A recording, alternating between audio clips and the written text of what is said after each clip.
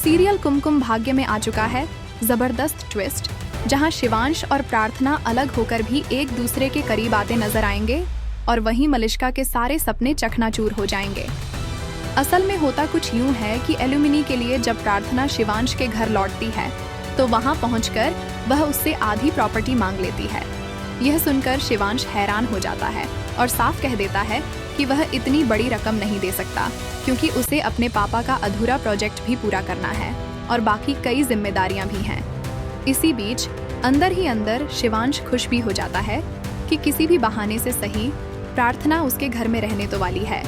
इसके बाद प्रार्थना की माँ और बहन भी वहीं ठहर जाते हैं। अब सोनालिका एक नई चाल चलती है कि वह इन लोगों को इतना परेशान करेगी कि ये खुद ही घर छोड़कर चले जाएं। लेकिन इस बार उसके सामने सिर्फ प्रार्थना ही नहीं बल्कि उसकी चालाक माँ भी खड़ी है। वहीं दूसरी तरफ सोनालिका जब अपने पेरेंट्स को एयरपोर्ट छोड़कर लौटती है तो बुआ माँ पर बरस पड़ती है और कहती है कि उसकी क्या जरूरत थी प्रार्थना की सच्चाई सबके सामने बताने की। इसी दौरान सोनालिका के अपने ही घर वाले यह तय कर लेते हैं कि अब शादी से जुड़े सारे रिचुअल्स प्रार्थना ही अरेंज करेगी, क्योंकि वह सीधी साधी और भरोसेमंद है। यह सुनकर सोनालिका बुरी तरह भड़क जाती है और गुस्से में शिवांश के कमरे तक पहुंच जाती है।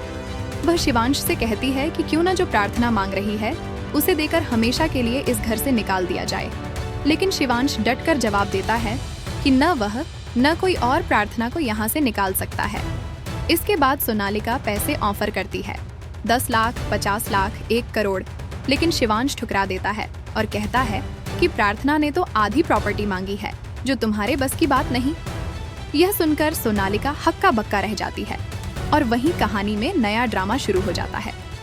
अब आने वाले एपिसोड्स और भी धमाकेदार होने वाले हैं, क्योंकि प्रार्थना और शिवांश एक दूसरे के करीब आ रहे हैं और उनकी लव स्टोरी में नया मोड़ आने वाला है।